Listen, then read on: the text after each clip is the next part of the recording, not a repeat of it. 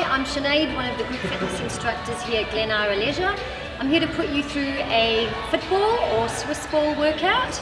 So what you want for this is a Swiss ball, Fitball, either a mat on the floor or just use a nice lush carpet. Now not everyone will have a ball, but if you do have one in your cupboard, dust it off, pump it up and join me. We're going to start off holding the Fitball in our hands and just doing a little bit of a warm-up. So you're marching on the spot with a high knee lift and tapping the ball to your knee. All we want to do here is just start to warm up the body a little bit. So flexing the hip and tapping the ball from side to side. All these exercises we want to do for about 60 seconds. Your next exercise is circles, so just drawing circles, warming up the shoulder joint. So big circles, your feet are hip width apart, pull in through the abdominals and squeeze the buttocks. So just warming up the upper body shoulder joint and going round the other way.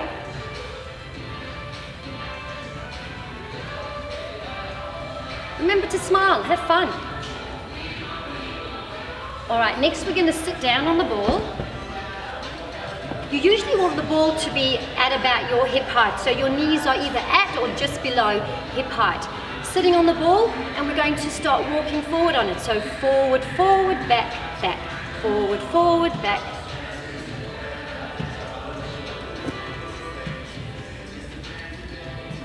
So I'm leading with my left foot. So shortly I'll change and lead with the right. Now I'm going right foot forward and back. Right forward and back.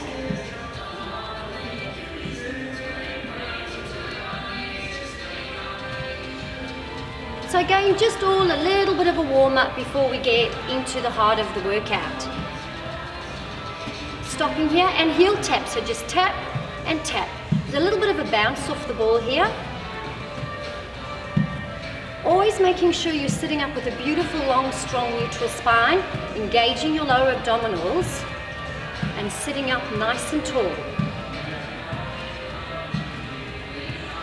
And again, everything we do for about 60 seconds.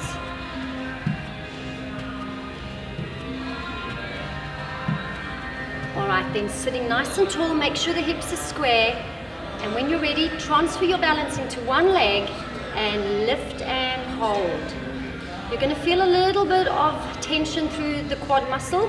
It's an isometric hold, so hold the leg up if you can for 30 seconds before you change, and do the same on the other side. So extend the leg out, keeping the legs even and sitting up nice and tall,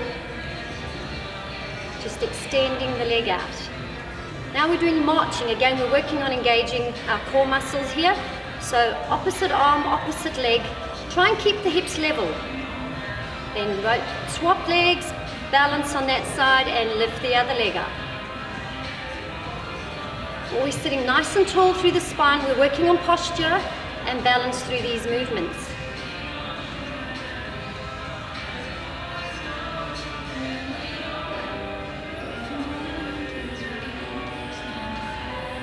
Going to move on to our abdominals now, so you want to roll forward. Might do this sideways.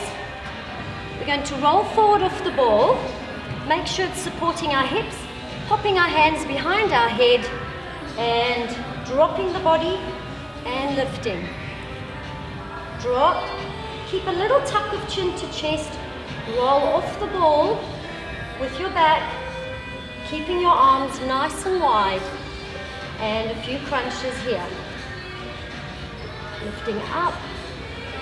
So what we're focusing on here is trying to roll the bottom of our ribs over to the top of the hip bones. Inhale as you come back, exhale as you push and roll up. I'll do 3 more of these. Breathing in and out. Focusing all that tension in the abdominal muscles. Again, doing everything there for 60 seconds. Next, I'm going to come down onto my mat, and I'll give you a couple of options here. You can either do this on your knees, or if you want to advance it up, you can also do it on your toes. So So putting your forearms and elbows onto the ball, your arms are shoulder width apart, looking straight ahead. Squeeze the buttocks and engage your abdominal muscles as you roll forward into a plank hold and then come back up nice and tall. So you're dropping from the knee joint as you come forward. Hold, relax the shoulders, push off the ball and come up to standing. So there's no hinging through the hips, you're dropping from your knee joint. As you drop down, hold, and push back up. Again, repeating this for about 45 to 60 seconds would be fine through all these exercises. Coming up. One more. Breathing out. Hold here for a few seconds. You can really feel it through the abdominal muscles. And then coming back up. Now, as I said, you can do that on your toes as well. So if you want to see that version, you're going to come up here, rolling forward and holding the plank. So you won't actually be coming backwards and forwards.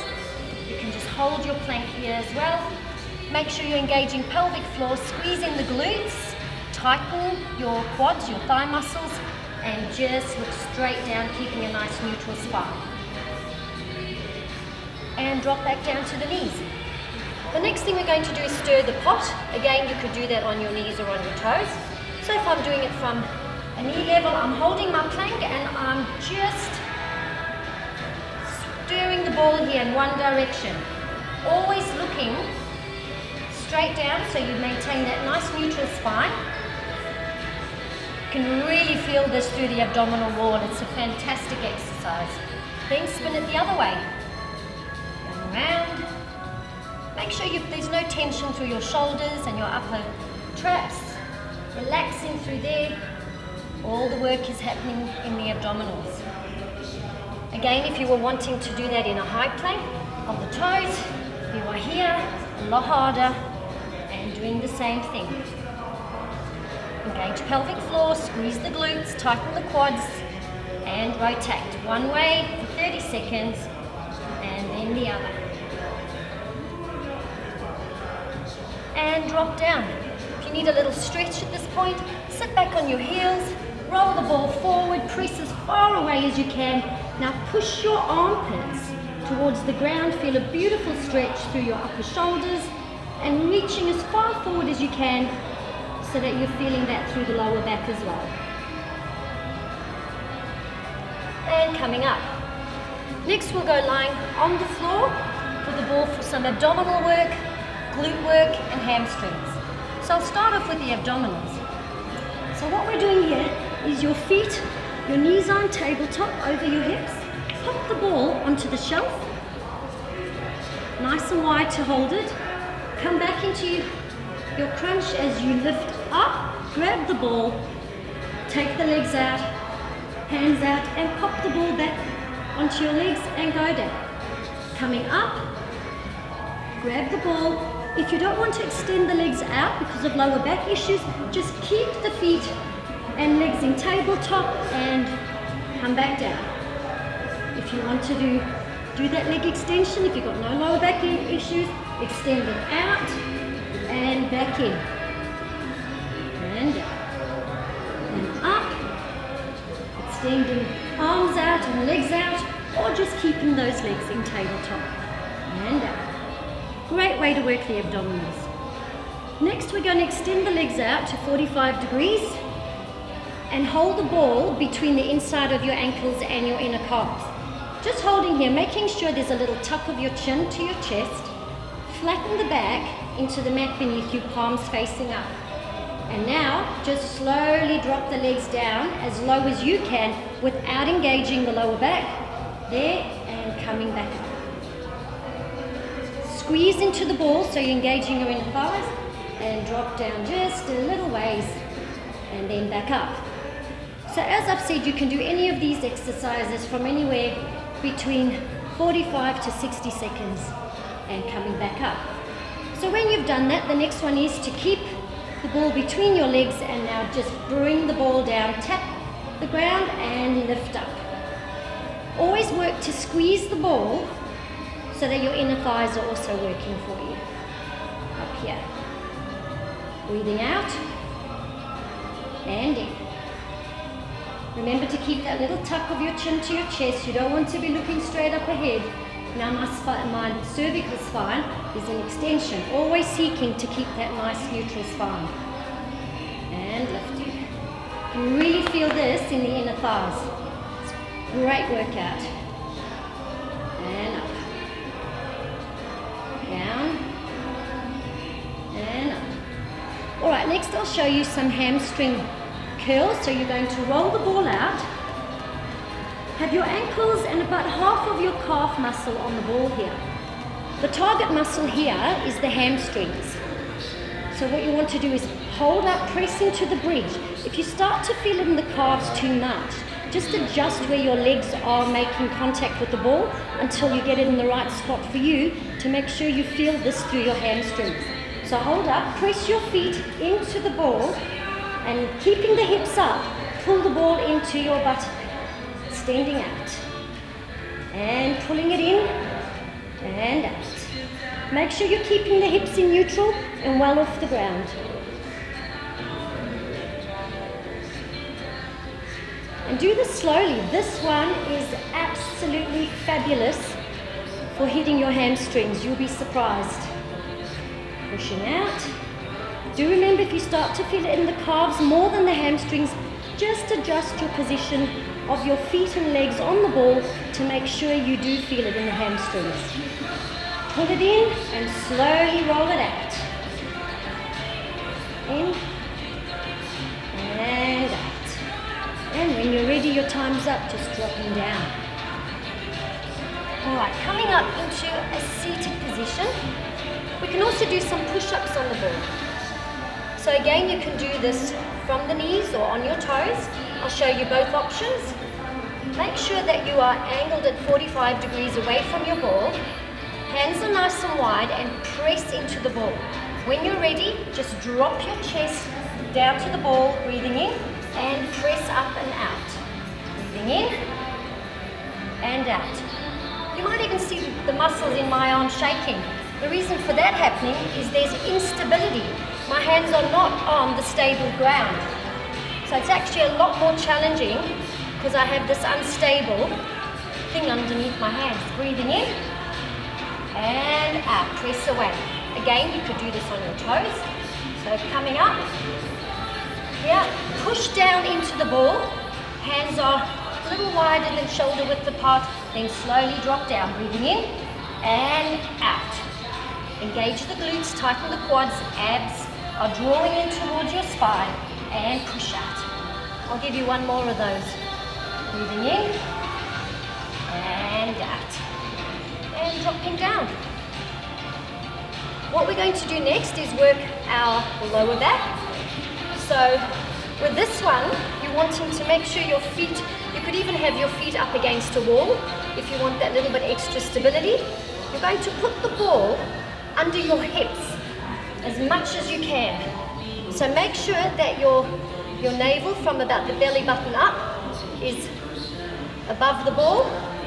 Push your feet into the ground. As I said, you can have a wall behind you there. Dropping down, hands beside your ears and lifting the chest. And slowly dropping down.